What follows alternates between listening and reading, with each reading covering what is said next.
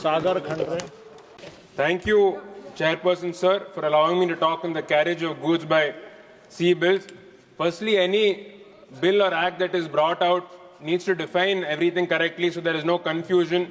Here, this bill does not define the word port, which will cause legal disputes tomorrow. So, along with that, there is no mechanism established to address dispute resolution, whether alternate means of dispute resolution is available or not. This bill needs to address how the government is going to deal with maritime disputes, sir. Along with that, there is also no penalties mentioned in the bill. This bill disadvantages shippers in a lot of ways, Chairperson, sir.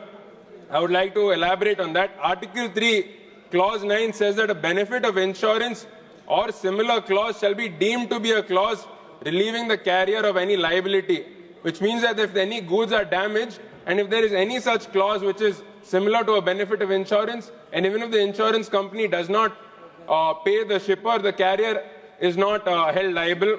In Article 4, Clause 2A, the carrier will not be responsible for loss or damage arising from act, neglect or default of the master, mariner, pilot or the servants of the carrier in the navigation or management of the ship. This means to say that where in a lot of other cases vicarious liability is applied, sir, where there is principal-agent relationship. However, in this case, even if the staff of the carrier end up damaging the goods, if there is any mismanagement on their part, the carrier does not have any liability, where the shipper is again disadvantaged, sir. Now, Article 6, sir, we all know how important bill of lading is when it comes to carriage of goods by sea. However, there are special conditions in Article 6 that say that bill of lading is not needed, and the provisos in this are also very vague, sir. Article 7 says that the parties, that is shipper and carrier, are free to make their own agreements, sir, without being subjected to the rules of this Act. However, the whole point of this Act is to ensure that there is a standard, uniform structure. Sir, give me, sir, I have 5 minutes, sir. I had 5 minutes.